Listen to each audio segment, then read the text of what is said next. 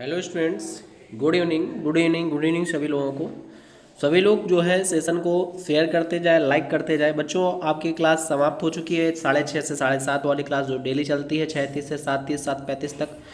उसके बाद में ये क्लास डेली आपको लगवाई जाती है जिसमें आपको अनसॉल्व पेपर आपको लगातार बताया जा रहा है। इस समय 12th यूपी बोर्ड 12th के स्टूडेंट जरूर इसको अच्छे से सॉल्व करेंगे। हमारे साथ में प्रत्येक बच्चा आंसर भी देता जाएगा। जितने भी लोग जुड़े हुए हैं, जैसा कि आपके सामने प्रश्न दिया गया, आप लोग आंसर देंगे। 3 घंटे 15 मिनट आपको समय मिलेगा बोर्ड पेपर में, जिसमें पूर्णांक 70 का रहेगा। 30 नंबर आपके प्रैक्टिकल मार्क्स होंगे। देखिए, हालांकि बच्चों मैं आपका नाम नहीं लूँगा वीडियो में नाम इस वजह से नहीं लूँगा क्योंकि पहली क्लास में ऑलरेडी मैं आपका नाम ले लेता हूँ। तो इस क्लास में आप लोग ये मत सोचिए कि सर नाम नहीं ले रहे हैं। लेकिन सभी लोगों को गुड इवनिंग बच्चों, सभी लोगों को गुड इवनिंग, बार बार मैं बोले दे रहा हूँ। अब देखिए, 3 घंटे 15 मिनट आपको मिलते हैं। 3 घंटे में आपको इसको समाप्त करना है। 15 मिनट जो है आप लोग वहाँ पेपर ना पढ़ते रहिएगा, आपको पूरा टाइम भी इस्तेमाल कर लेना। ठीक है बच्चों। अब मैं क्वेश्चन में बढ़ता हूँ और सॉल्व करता हूँ। देखिए, प्रश्न आपके सामने स्क्रीन में दिख रहा होगा।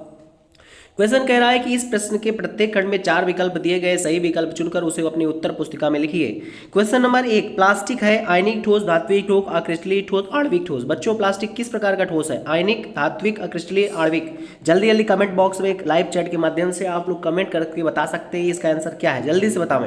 प्लास्टिक है आयनिक, धात्विक, अक्रिस्टलीय, आणविक ठोस। तो बच्चों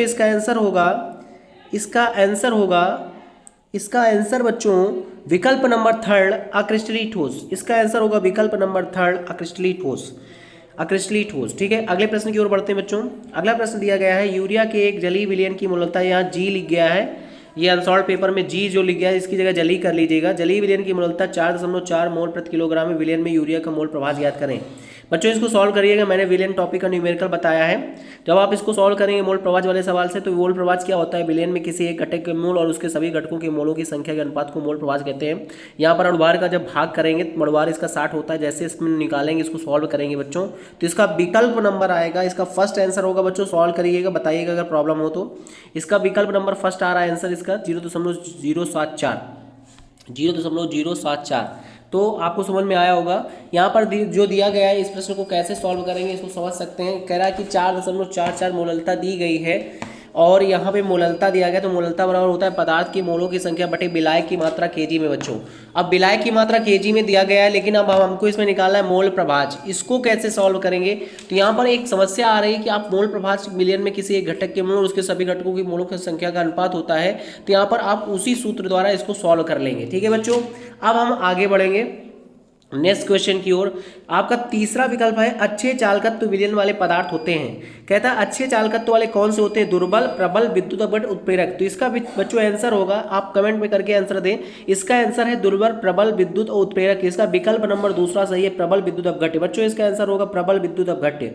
अगले प्रश्न की ओर बच्चों पढ़ते हैं, घ नंबर की ओर बढ़ते हैं। कह रहा है यदि किसी प्रथम कोटि की अपक्रिया का 90% भाग 90 मिनट में पूर्ण हुआ तो 50% भाग कितने समय में पूर्ण होगा? हालांकि ये क्वेश्चन आपको बहुत बार बताया गया है।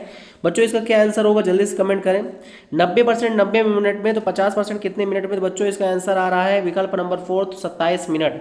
कितना आंसर आया? 27 मिनट। आपको कौन से सूत्र का इस्तेमाल करना है?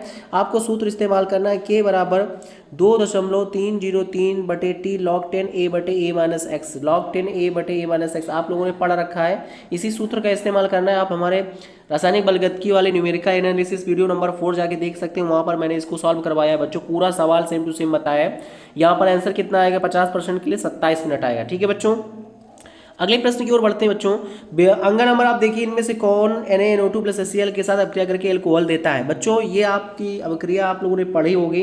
जिस एनिलीन वाली वो आपकी अभिक्रिया पढ़ा होगा। एनिलीन जो है नाइट्रस अम्ल के साथ में वहाँ पे क्लोरोबेंजीन बनाता था डाइजोटिकरण अभिक्रिया में। सेम टू सेम वैसी अभिक्रिया है बच्चों। तो इसका विकल्प नंबर तीसरा सही होगा। CH3NH2। बच्चों, अगला 4 नंबर देख सकते हैं, कैल्सीफेरॉल है। विटामिन किसे कहते हैं? विटामिन 2 प्रकार की होती है, एक जल में और वसा में। जल में क्या होता है? B और C, और वसा में ADE के। तो कैल्सीफेरॉल बेटा इसमें कौन सा आंसर होगा? इसका चौथा नंबर विकल्प सही है, कैल्सीफेरॉल। चौथा नंबर विकल्प सही है। तो बच्चों, इसका विकल्प नंबर डी सही होगा। कैल्सीफेरॉल कहलाता है कौन सा? Vitamin D. बच्चों, इसके विकल्प कंप्लीट होते हैं। अगले प्रश्न की ओर बढ़ेंगे बच्चों। अगले प्रश्न की ओर देखते हैं अगला प्रश्न कैसे सॉल्व होगा। दूसरा नंबर कह रहा है कि एक्स किरण विवर्तन अध्ययन द्वारा पता चला कि तामा जो है इतना इतना इतना, कह रहा है इसके कोष्टिका कोर के साथ में FCC का कोष्टिका के रूप में क्रिस्टलीकृत होता है। तो एक दूसरे प्रयोग में तांबे घनत्व इतना है, तो परमाणविक द्रव्यमान ज्ञात करें। बच्चों यम का मान निकालना है। हमने आपको सूत्र बता रखा है, रो बराबर क्या बता रखा है आपको सूत्र, Z गुणे M अपॉन A क्यूब गुणे Na। इस सूत्र का इस्तेमाल करके आप क्या निकाल सकते हो, यम निकाल सकते हो। परमाणविक द्रव्यमान को यम कहते हैं बच्चों, ठीक है। तो आप लोग कर लीजिएगा इसको। इसमें यम निकालना है। रो का मान प्रश्न में दिया गया है, रो माने घनत्व तो दिया गया 8.92। जेड है यहाँ पर, जेड है FCC है, जेड का मान 4 हो जाएगा। ए का मान 3.608 × 10⁻⁸ दिया गया प्रश्न में, कर लेना, इसका क्यूब कर देना। अवगाद्रों की संख्या 6.022 × 10⁻23। वीडियो नंबर 5 या video number 1 analysis numerical analysis में देख लीजिएगा। तो बच्चों इसका आंसर आएगा, मैं आंसर बता दे रहा हूँ, इसका यम का मान आएगा, इसका आंसर आएगा 63.1। सॉल्व करना तो आप लोग देख लीजिएगा 63.1। अगर ना अभी आपको आंसर या दिक्कत हो तो आप कमेंट बॉक्स में कमेंट करके बता सकते हैं। तो बच्चों इसको पूरा सॉल्व कराएंगे, क्योंकि समय कम है, काम ज़्यादा है, इसलिए थोड़ा स्पीड में मैं इसको सॉल्व कराऊंगा बच्चों। अगले प्रश्न की ओर चलते हैं बच्चों। अगला प्रश्न कह रहा है कि 5 ग्राम NaOH को 450 ml विलयन में घुला हुआ है, मोलरता ज्ञात करें। मोलरता का फार्मूला होता है पदार्थ के मोलों की संख्या, तो मोलों की संख्या होती है ग्राम मात्रा बड़े अणुभार। बच्चों NaOH का अणुभार 40 होता है, यहाँ पे 450/1000 कर देना, 450/1000 कर देना है। सभी विद्यार्थी जान रहे हो क्यों किया, क्योंकि लीटर को ml को लीटर में बदलने के लिए 1000 5 8 40 हो जाएगा। यहाँ पे काटना चाहो तो बेटा 9 5 से काटोगे तो यहाँ पे 90 आ जाएगा, यहाँ 5 से काटोगे नीचे तो 200 आ जाएगा, यहाँ 0 से 0 कट जाएगा, 9/20 हो जाएगा, 20 ऊपर 9 दूनी 18, 20/18 आ जाएगा। बच्चों जब इसको सॉल्व करोगे तो इसका आंसर आएगा 0.278। विकल्प वीडियो नंबर 2 आप देख लीजिए, न्यूमेरिकल एनालिसिस वीडियो नंबर 2, दिक्कत हो वहाँ पे आपको इसका सॉल्यूशन मिल जाएगा, ठीक है बच्चों। अगले प्रश्न की ओर बढ़ते हैं। अगला प्रश्न आपका ग नंबर कह रहा है, 2 नंबर का प्रश्न है। कह रहा है निम्नलिखित अभिक्रिया का साम्य स्थिरांक परिकलित कीजिए। साम्य स्थिरांक बच्चों कौन से सूत्र से निकालना है, आपके सामने मैं सूत्र लिख रहा हूँ। ये वाला सूत्र होता है E नॉट सेल बराबर 0.059/2 log Kc, ठीक है। यहाँ पे Kc निकालना है, Kc साम्य स्थिरांक होता है। तो यहाँ हम log Kc बराबर जब बनाएंगे तो यहाँ पर आपको बता दें E नॉट सेल कितना हो सकता है, 0.46 गुणे 2 कर देना, यहाँ पे गुणे 2/0.059 कर देना है, ठीक है। जब आप इसको सॉल्व करोगे बच्चों तो 15.6 आएगा, लेकिन Kc निकालना है तो log उधर पलट जाएगा, एंटी लॉग हो जाएगा, तो Kc का आंसर आ जाएगा 3.92 × 10⁻15, 3.92 × 10⁻15, ठीक है बच्चों, ठीक है बच्चों। अगले प्रश्न की ओर बढ़ते हैं। तीसरे का का देख पा रहे हो आप लोग, देख पा रहे होंगे तीसरे का कह रहा किसी ताप पर शुद्ध बेंजीन का वाष्प दाब इतना है और इसका मूलतः द्रव्यमान ज्ञात करना है। हालांकि ये मैंने वीडियो नंबर आपका 5 न्यूमेरिकल एनालिसिस में ये सवाल करवाया हुआ है, फिर भी आप देख लीजिए।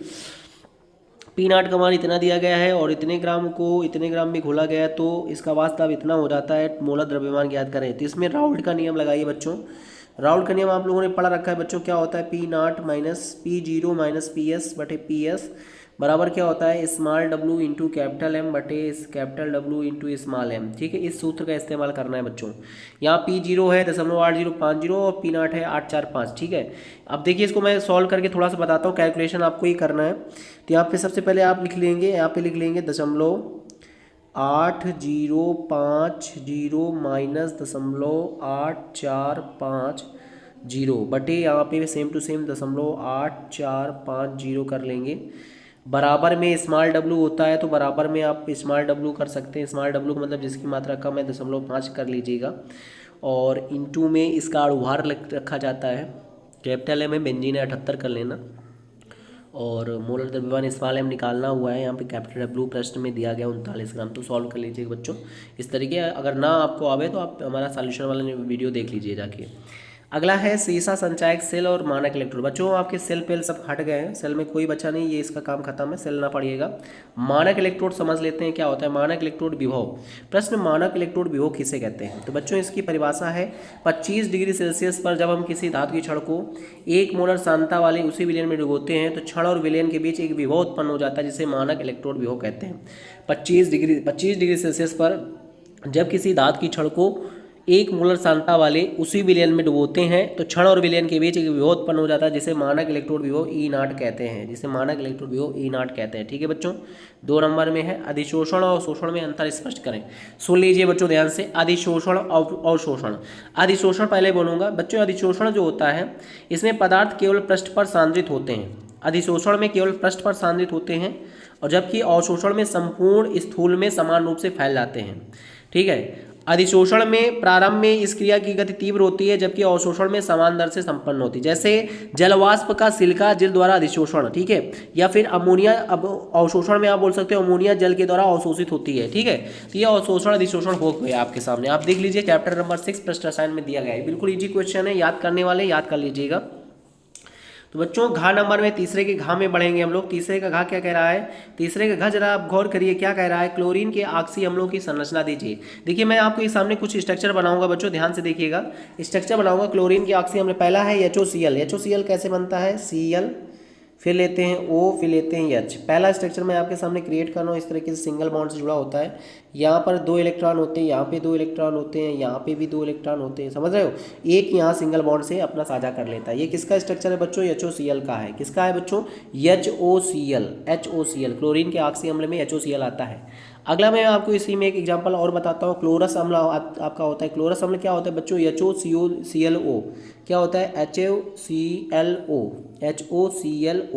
इसको कैसे बनाना होता है आप लोग देख लीजिए जरा सा। इसको बनाते ऐसे, Cl लिखते हैं, O लिखते हैं, O लिखते हैं, H लिखते हैं। ये सिंगल बॉन्ड से जुड़ा होता है, ये सिंगल बॉन्ड से होता है, ये डबल बॉन्ड से होता है। यहाँ पर 2 एकाकी इलेक्ट्रॉन युग्म होते हैं, यहाँ एकाकी इलेक्ट्रॉन युग्म होते हैं। तो ये स्ट्रक्चर है HOClO। ठीक है, इसी तरीके क्लोरिक अम्ल होता है, पर क्लोरिक अम्ल होता है। तो आप लोग देख लीजिएगा 2 पर्याप्त है इसमें। ठीक है, अगले प्रश्न की ओर बढ़ेंगे। प्रश्न संख्या 4। चौथे प्रश्न में सभी बच्चे ध्यान दें। कह रहा है परिवर्ती ऑक्सीकरण अवस्थाओं से क्या तात्पर्य है, इसे संक्रमण तत्वों के संदर्भ में समझाइए। तो बच्चों आंसर लिखें, मैं बोल रहा हूँ, लिख लीजिए। मैं थोड़ा धीरे धीरे बोलूँगा, इसमें लिख लीजिए। देखिए परिवर्ती ऑक्सीकरण अवस्थाओं से आशय है कि, परिवर्ती ऑक्सीकरण अवस्थाओं से आशय है कि तत्वों द्वारा यौगिकों में एक से अधिक ऑक्सीकरण अवस्था प्रदर्शित करने से है। एक से अधिक ऑक्सीकरण अवस्था प्रदर्शित करने से है।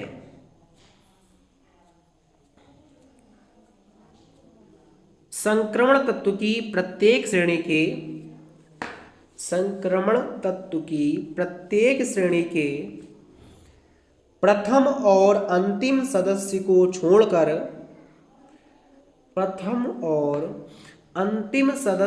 छोड़कर शेष सभी तत्वों परिवर्ती ऑक्सीकरण अवस्था प्रदर्शित करते हैं। शेष सभी तत्वों परिवर्ती ऑक्सीकरण संख्या प्रदर्शित करते हैं। ठीक है बच्चों, 3 नंबर में इतना पर्याप्त है। अगले प्रश्न की ओर बढ़े। अगला प्रश्न देखते हैं बच्चों, चौथे का खा। एनिलीन के 2 रासायनिक परीक्षण। पहले तो कार्बिल एमीन अभिक्रिया आपने पढ़ी होगी बच्चों, तो उसको करवाते हैं। कार्बिल एमीन अभिक्रिया क्या होती है सब लोगों ने पढ़ा होगा। जैसे हम लोग यहाँ पे ले लें एनिलीन है ना, एनिलीन का सूत्र होता है C6H5NH2 प्लस CHCl3। क्या होता है बच्चों, CHCl3 प्लस 3 KOH भी लिए जाते हैं, 3 KOH। फिर एरो लगाते हैं, बनता क्या है बच्चों यहाँ पे C6H5NC, फेनिल आइसोसाइनाइड बनता है। प्लस का क्या बनता है, 3 KCl बनते हैं बच्चों। और क्या बनता है, प्लस का 3H2 बनता है। पहला परीक्षण तो ये हो गया आपका, पहला परीक्षण हो गया आपके सामने, देख लीजिए। ये अभिक्रिया आपको करनी है, ठीक है। कार्बिल एमीन अभिक्रिया है बच्चों, ये आइसोसाइनाइड टेस्ट है। पहला टेस्ट तो हो गया। दूसरा हम ब्रोमीन जल के साथ क्रिया करा के कर सकते हैं। कर सकते हैं। जैसे ब्रोमीन जल वाला देख लीजिए बच्चों कैसे करेंगे। ब्रोमीन जल वाला देखते हैं कैसे करते हैं।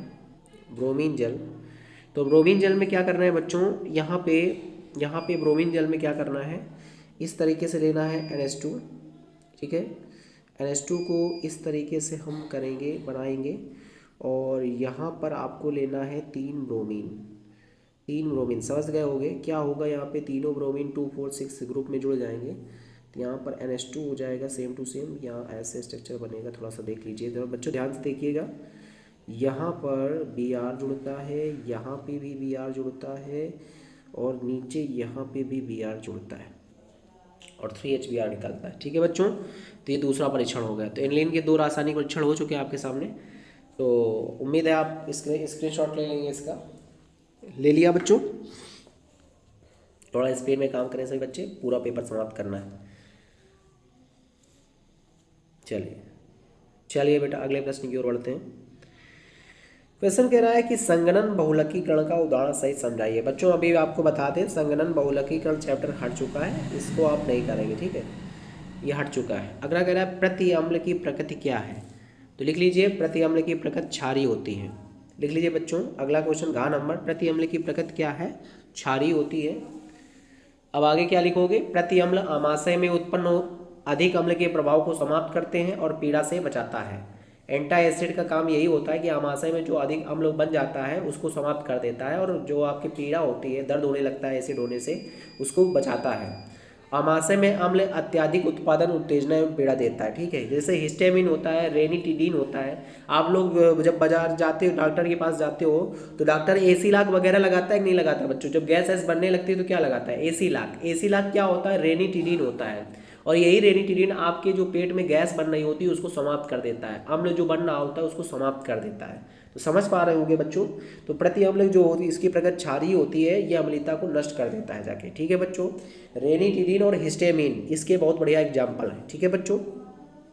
चलिए मैं आपको अगले प्रश्न की ओर ले जाता हूँ। कह रहा प्रथम कोड की अपक्रिया के लिए निम्नलिखित व्यंजक की व्युत्पत्ति कीजिए। देखिए बच्चों, ऐसा क्वेश्चन आपके मैंने बताया था कि ये क्वेश्चन अक्सर पूछा जाता है। 4 नंबर में आप देख सकते हैं, ये 4 मार्क्स का क्वेश्चन दिया गया है। प्रथम कोड की अपक्रिया के लिए निम्नलिखित व्यंजक की व्युत्पत्ति कीजिए। 4 नंबर आगे देख लीजिए, पड़े हुए हैं यहाँ पर, आप देख सकते हैं कि 4 नंबर का ये क्वेश्चन पूछा गया है। 4 नंबर का, थोड़ा ना ज़्यादा, 4 नंबर का पूछा गया, और ये प्रश्न आपको मैंने बहुत बार करवाया हुआ है बच्चों।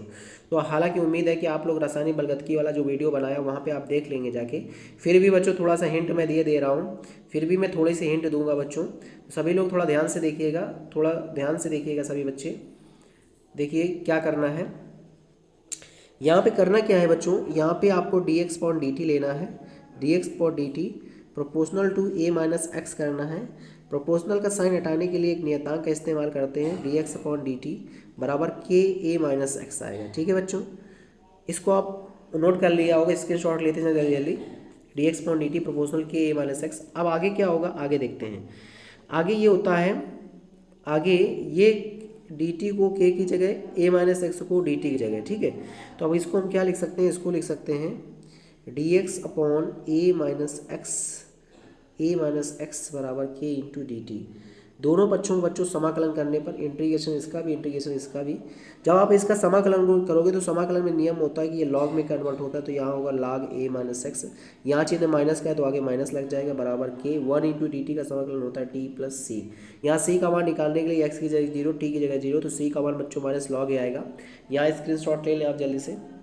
यहाँ पे क्या करना होगा, x की जगह 0 और t की जगह 0 रखना है, तब c का मान आएगा, क्या आएगा, c का मान बच्चों आएगा माइनस log a, क्या आएगा, माइनस log a, ठीक है। स्क्रीनशॉट ले लें आप। देखिए क्या होगा, आगे हम बताते हैं क्या होता है।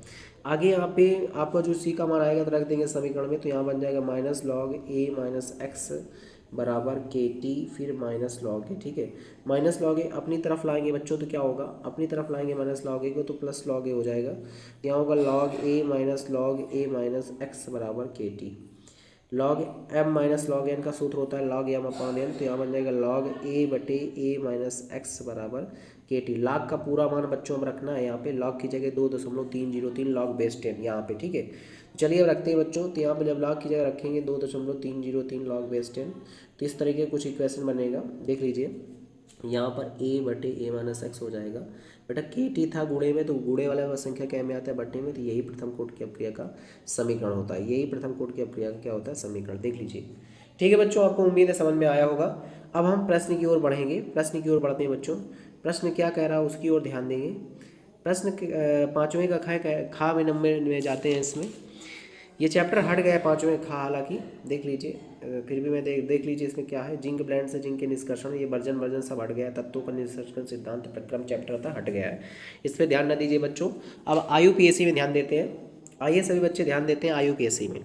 क्वेश्चन नंबर 5वें का गा देखिएगा। पहले का नाम है बच्चों AgNH3 का होल ट्वाइस Cl। सभी बच्चे आंसर देंगे कमेंट में जल्दी से। AgNH3 का होल ट्वाइस Cl, कमेंट में आंसर देंगे, क्या नाम हो सकता है बेटा। 2 एमीन है तो आपको बोलना di amine silver first chloride, इसका नाम होगा di amine silver first chloride.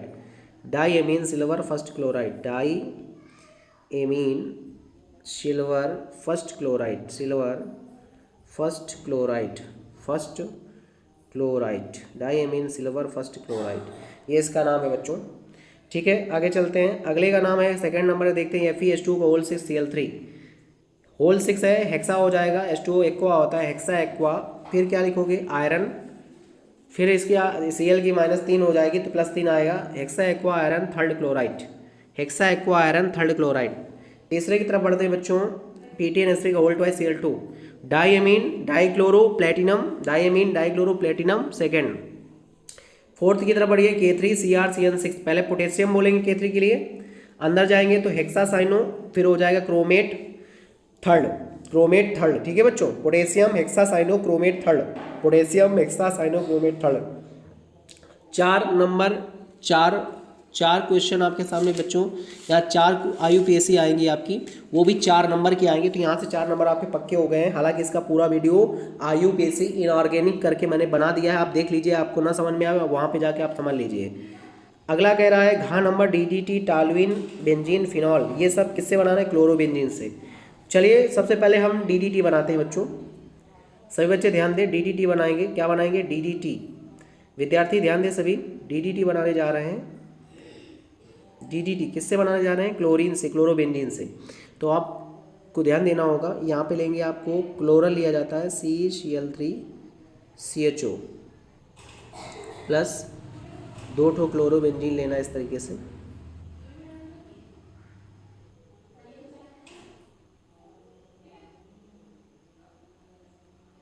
यहाँ पे इतना ध्यान दो, इतना पार्ट H2O करके निकल गया। ठीक है, जब H2O निकल गया तो बचा क्या, CCl3, जो बचा सेम टू सेम नोट कर दो, इतना पार्ट बच रहा। ठीक है,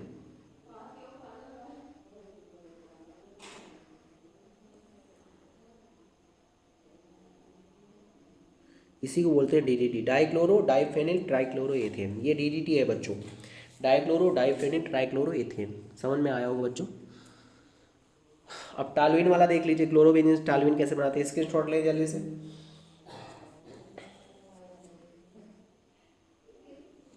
टालुइन क्लोरोबेंजीन लेना है,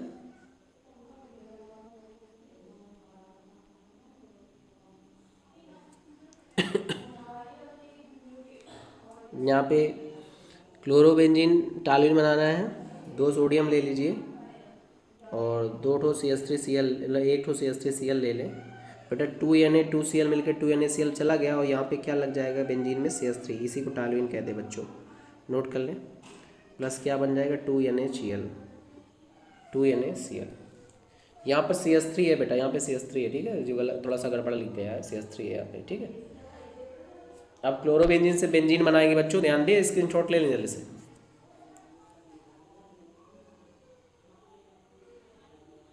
क्लोरोबेंजीन से बेंजीन, यहाँ क्लोरोबेंजीन हो गया,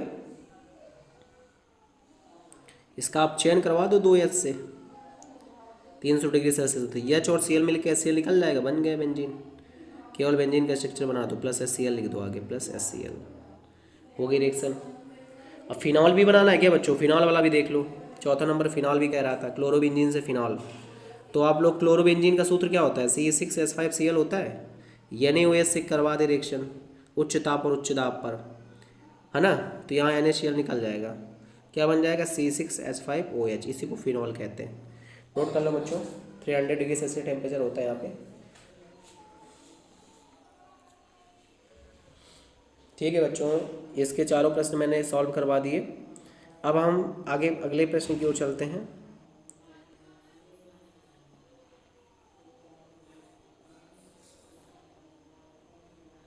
देखिए DDT टालुइन बेंजीन फिनॉल सब हो गया, कह रहा है डाई एथिल ईथर बनाने की प्रयोगशाला विधि का वर्णन करें, डाई एथिल ईथर की बनाने की प्रयोगशाला विधि का वर्णन करें, इसकी H2O या बचाई के साथ अभिक्रिया लिखें।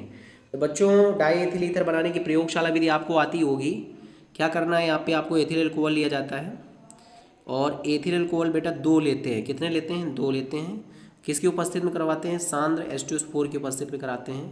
बेटा सांद्र H2SO4 पानी निकाल देता है, H2O निकाल देता है, यहाँ से H और OH करके, तो केवल डाई एथिल ईथर बन जाता है, C2H5O C2S5, यही इसकी प्रयोगशाला विधि है। प्रयोगशाला में डाई एथिल ईथर बनाने के लिए एथिल अल्कोहल को शांत सल्फ्यूरिक अम्ल के साथ 140 डिग्री सेल्सियस पर गर्म कर देते हैं। प्रयोगशाला में डाई एथिल बनाने के लिए एथिल अल्कोहल को शांत सल्फ्यूरिक अम्ल के साथ 140 डिग्री सेल्सियस पर गर्म कर देते हैं, जिससे डाई एथिल ईथर प्राप्त होता है। ठीक है बच्चों, उम्मीद है आपको समझ में आया होगा। देख लीजिएगा आप, इसका भी वीडियो बना दिया है बच्चों, कोई भी टॉपिक बचा नहीं है, आप लोग वहाँ से देखिए, अगर दिक्कत हो वहाँ पे जाकर कंप्लीट करिए। कह रहा है H2 और HI के साथ अब क्रिया भी बताइए। चलिए जब सबसे पहले H2O के साथ रिएक्शन कर लेते हैं बच्चों। C2H5O C2H5। बेटा H2O को H और OH लिख सकते हैं कि नहीं लिख सकते, बोलो, लिख सकते हैं ना बेटा। आप बताइए यहाँ पे कितना पार्ट, एक तो ये C2H5OH हो गया, एक ये C2H5OH हो गया, तो यहाँ बन जाता है 2C2H5OH, 2C2H5OH। ये H2O के साथ रिएक्शन है। तो पहले अब क्रिया आपके सामने आ चुकी है, ये H2O के साथ है, HOH माने H2O होता है, 2C2H5OH बन जाता है। अब ये HI के साथ में देख लीजिए बच्चों, कौन सा HI बोल रहा है प्रश्न में, प्रश्न में कौन सा HI कह रहा है, एवं HI केवल HI कह रहा है। दिखा यहाँ पे देख लीजिए कैसे करना है। यहाँ पे C2H5O C2H5 प्लस HI। यहाँ पर बच्चों गौर करिएगा, इतना पार्ट C2H5OH बन जाएगा, बाकी I बन जाएगा C2H5I प्लस C2H5OH। ठीक है बच्चों, ठीक है, आपने उम्मीद है नोट कर लिया होगा। अथवा में एक प्रश्न और दिया गया है बच्चों। आज की क्लास में मुझे लगता है इतना ही रखा जाए, कैसा रहेगा, जैसा आप लोग बोले। आज की क्लास में लगभग इतना ही रखा जाए तो कैसा रहेगा बच्चों, क्योंकि थोड़ा सा बड़ा हो जाएगा तो आप लोग डिस्टर्ब हो रहेंगे। तो आज हम सोच रहे हैं इतना ही रखें, बाकी जो क्वेश्चन बचे हुए हैं छठवें के अथवा वाले, सातवें के प्रश्न जो बचे हैं, खा नंबर जो भी बचा हुआ है, वो कल के अनसॉल्व में सॉल्व करा दें। ठीक है बच्चों, तो इकट्ठा करवाएंगे तो आप लोग भी डिस्टर्ब हो जाएंगे। इतने प्रश्न तक आप लोग पढ़ लें तो सभी बच्चों को नाम नहीं ले पाए। आशीष पाल जी हैं आपके जुड़े हुए, बहुत सारे बच्चे यहाँ पे देखो जुड़े हुए हैं, बच्चों नाम नहीं लेते हैं इसमें। इसमें केवल सिर्फ पढ़ाई कर रहे हैं, इस वजह से क्योंकि स्पीड में अनसॉल्व सॉल्व करना है, लगभग 15 सेट सॉल्व करने हैं। तो इसी तरीके अगर दो सेट दो होते रहेंगे बच्चों, तो कल से हमें एक काम करेंगे, 2 वीडियो इसकी बना दिया करेंगे, तो आपका पूरा पेपर खत्म हो जाएगा। ठीक है बच्चों, आज की क्लास यहीं पे समाप्त करते हैं। सभी लोगों को गुड नाइट, शुभ रात्रि। सभी लोगों को best of luck for exam. बच्चों के और सभी लोगों को बेस्ट ऑफ लक बोला जा रहा है इस वजह से, क्योंकि आपका एग्ज़ाम बहुत ही अच्छा होना चाहिए और केमिस्ट्री में 100 आउट ऑफ 100 आने चाहिए आपके नंबर। और बच्चों इसी तरीके आप लोग क्लास को शेयर करते रहिएगा और लाइक करते रहिएगा, और सहयोग अपना ज़रूर सर के साथ में बनाए रखिएगा। बच्चों इतनी मेहनत कर रहे हैं तो थोड़ा सा सपोर्ट करेंगे तो ज़्यादा अच्छा रहेगा बच्चों।